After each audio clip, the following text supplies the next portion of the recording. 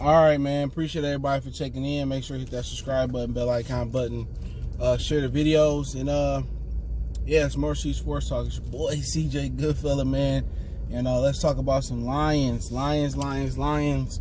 Until we can't stop talking about them. Until the Pistons do something drastic or good or whatever the situation may be. So let's just take a brief look at how Mr. Bob Quinn did at free agency this year. All right. Future said, fuck up some commas. I don't think he was talking about this, man. But hey, don't forget, you can always check out my other channel, Goodfella Sports TV. More sports, music, and entertainment outside the city of Detroit, news and the whole nine. And I'm going to start stepping up the news, talking around Detroit too. So I'll be covering more news. But yeah, man, look at talking about the free agency brought in this year. Excuse me if I forget some of the smaller guys. I think like Logan Thomas, but you're talking about Jesse James.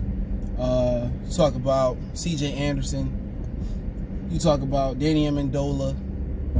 Talking about Trey Flowers, Justin Coleman, just to name a few. All right, and obviously the most successful free agent, man. I mean, it's probably between Amendola and Trey Flowers, and that's not saying much for Trey Flowers. But Trey Flowers did everything he did in New England, numbers wise. His sack high in New England was 7.5. He has 7 right now. I think team high tied with Devin Kennard at 7. So he did everything he did in New England, which I didn't think he was a dynamic person. When you pay somebody the type of money Detroit paid him, like $56 million guarantee, $80 million, whatever it was, you're pretty much looking at, I need you to get 12 sacks. All right, I'm pretty sure he had a better season than Ziggy Ansah did. When you look at a guy that need to go out there and get 12.5 sacks year in and year out, that demand double teams, and Trey Flowers ain't that guy. Amendola, he tried to do his best Golden Tate impression, but he missed a few games this season. But it's hard to evaluate him without the quarterback. But I believe that Galladay, even though I know he wasn't a free agent, he showed that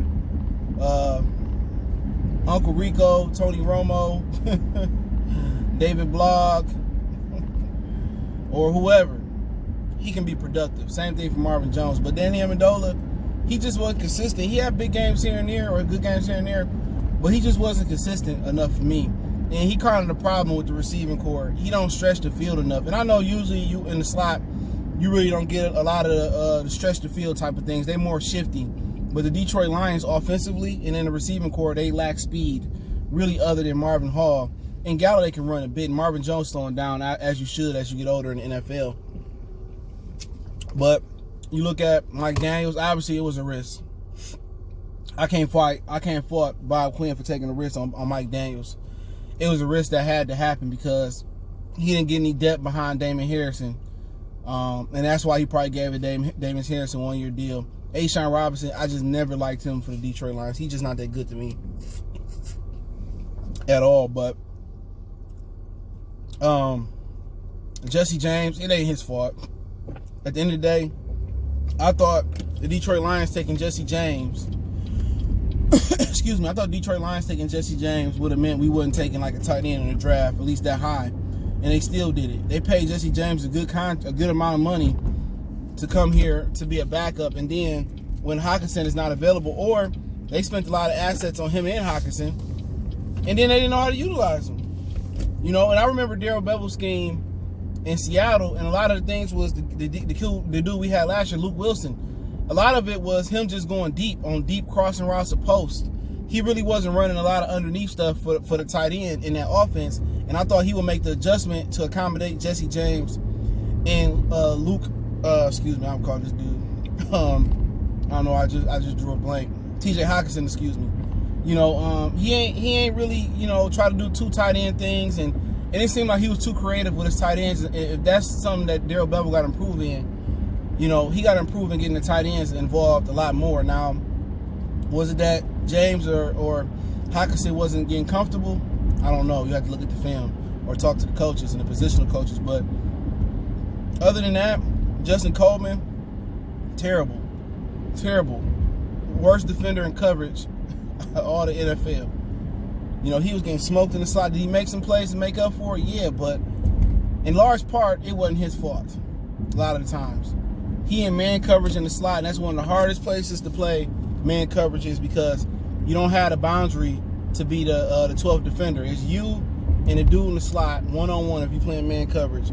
He can go left, he can go right, he can whip out, he can whip back in, he can drag, cross, you know what I'm saying, stick and nod. I mean, he can do a lot of different things in there. So, like I said before, your back end gonna suffer if your front end ain't good, and your front end gonna suffer if your back end ain't good. And we all know the Detroit Lions front end was garbage, and they spent so much money in Trey Flowers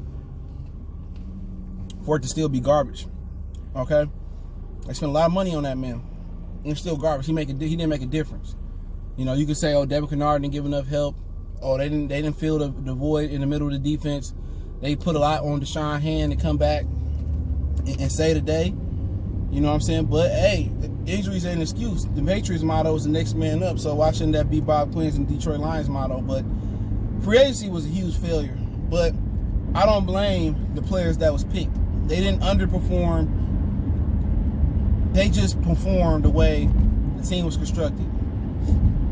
Then Amendola, he didn't get Stafford the whole year. Okay? He didn't get Stafford the whole year, so you don't know what it was. All right? Trey Flowers, he didn't get no help across the line. Deshaun Hand and, you know, more emphasis on the D-line and healthy D-linemen would have helped him out, so you can't completely blame him. Justin Coleman, the front seven sucked. You can't completely blame him. You know what I'm saying? C.J. Anderson is a guy I ain't talked about yet. Obviously, they didn't give him a chance. They cut him. And obviously, he ain't back in the league yet, I don't think. So, something must have been deeply wrong with him for him not to be back in the league. But after having a successful run he had to the Super Bowl last year with the Rams, you just wonder, is it character or is just he lazy? He's showing up late to meetings, but he got cut. And that was supposed to be a late addition to free agency that was going to help the Lions. And basically, him and Kerryon was going to be like slash and dash, you know what I'm saying? And it didn't work out. So, you know, at the end of the day, I'm not calling these free agency pickups a failure if the ones that can come back, come back. You know, a lot went down. A lot of this failure had to do with Bob Quinn not focusing on one group and fixing it. See, what the Lions historically done, even before Bob Quinn, Millen, Martin, Mayhew, Lewan, whoever you want to call it, the Lions always like to hop around. They put a piece in the D-line. They put a piece in the secondary. They put a piece on the linebacker. They spread their chips instead of focusing on strengthening one group at a time. They spread their chips around. So instead of just putting money and putting emphasis on the D line or the offensive line, then D line, then go to linebackers, then go to the backs and receivers, and then go to the DBs. An NFL team should be built from the trenches on out. And historically, the Lions haven't done that. Even when they had Vanderbilt, Sue, Averill, Fairley, and then eventually they got Ziggy Ansah, they never went to the linebacker core and then went to the DB and just filled it out. The Lions need to focus on one side of the ball and one group at a time and then go to the next group. I think that'll serve them the best. But this year, free agency was a big failure. Not because of the players, because they didn't have the support around them. Amendola, Hockenson, Hockenson wasn't a free agent, but Jesse James, he didn't get the opportunity. Amendola, he didn't have a steady quarterback that knew how to give him the ball and work the middle of the field. Trey Flowers didn't have the running mates across the defensive line to help him out. Who else we got out there? Mike Daniels, he suffered an injury. He suffered an injury that could have helped Flowers out a little bit. You know, you just keep going on and on with the ones they got. Coleman didn't have the front end to help him out. Anderson really didn't get a chance to keep going. I don't know why that was.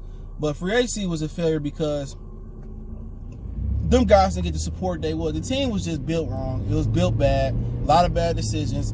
A lot of being cheap. A lot of counting on dudes that got injured. And that's it. I think the two biggest catastrophic injuries that hurt this team was first Deshaun Hand, and then eventually Matthew Stafford got injured. So when Stafford and Hand got injured, this team fell apart. Hand was very, very important amongst that D-line. His versatility to go inside with the 3 technique or go to play the defensive end position, that messed a lot of things up. And then Bob Quinn just forgot to get depth. They tried to get the kid out of Clemson. I'm not betting on 4th, 5th, 6th round draft pick to come in there and do something he was supposed to. Last time we took a guy like that, what's his name, Devin Taylor, he didn't do a damn thing. So Bob Quinn was betting on a dude from Clemson and possibly maybe bringing back Ricky John Francois before he brought Mike Daniels in to save the day for the Lions. And I could tell you that wasn't going to cut it. And I think for this team to be successful, they have to focus on a position group, focus on one position group at a time. And unfortunately next year, with pressure being on them, they might go out there and just do the same shit, just throw fuck up the cap for the Lions in the future, and just going to draft, trying to take chances, knowing that their bacon might be on the line next year. They might just go crazy and just try to go for broke and mess up the Lions' book for the next GM or the next head coach. But my whole thing about it is they need to take it at one position group at a time. Next year, depending on, you can do it however you want to do it, but I would do it from the trenches out. I focus on the offensive line, defensive line, free agency, draft, and I feel like I'm comfortable there. Then I might go to the linebackers, or if I want to go to the DBs, the offensive line, I might want to go find a back. So they got to take it one position group at a time. However that may fall, they have to do it that way. And that's how you build a team, from the line on out. You got some pieces on the line that you can, D-line you can fill out with. You got Flowers, he's not going nowhere. You got Hand. But now, you got to get a plugger to eventually replace Damon Harrison. You got to get another guy that can rush off the edge to complement Flowers. That could be that Devin Kennard not the answer. He a depth guy. He can be a backup.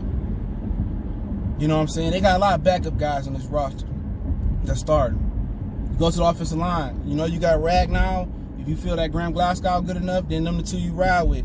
But then you got to fill out with a left tackle. Then you got to fill out with a right tackle. They got a lot to do, man. It's going to be hard for this team to be successful in 2020. You know what I'm saying? And it's to the point where I feel like Martha Ford should just tell them, you got to sit until your contract expired. So they won't rush and fuck it up, for the next guy. I just say you got until your contract expired, and that's in 2 more years? So you got 2 years to fix it. They not going nowhere for 2 years. That's what I would have said. Because now they about to mess up the books and try to rush and do a job when it take time. They stripped the team of all the talent. Darius Slay going next. I talked about the report about him and Chris Harris about to be swapped. Darius Slay next. So they're gonna continue to strip this talent. Anybody that don't like Matt Patricia, that's why he brought those Patriot guys in. He brought the Patriot guys in. To be the spies. You can see Trey Flowers being a nice little tap dancing brother. Yeah, getting the dudes comfortable with him. He going back telling Matt Patricia everything they saying. Yeah, man, I heard Darius Slay say he really don't mess with your fat ass like that, dog. You know what I'm saying? He said you don't know shit about football. I'm telling you, he put them Patriot dudes here to spy. I'm telling you. He probably was kicking it with Quadre. They probably was at the bar or a karaoke night. And Quadre just said, man, this nigga Matt Patricia don't know what he doing, bro. Man, yeah, man, for real. He probably got the Macaulay Culkin from Home Alone 2 voice recorder and stuff. He played back to Matt Patricia. Okay. I'm telling you, that's how they rocking, bro. How much y'all want to bet? Hey, but I appreciate y'all, man. Hopefully everybody have a happy Christmas. Merry Christmas if that's what you celebrate. Kwanzaa if that's what you celebrate. If you just buying toys, just to buy toys because your kids don't get left out. Salute to you guys, man. Don't forget we on Facebook, Instagram, Twitter. Reach out to the email if you got business questions, inquiry, sponsorship, video requests. Keep sharing the videos. Want to make a donation to the channel? That link's in the description. Best way to donate is share the video. Appreciate the love, support, and don't forget to check out the channel Wild Goodfellas Sports TV for more sports, music, entertainment, and current news. One time for the one time. Varsity Sports Talk. We gone.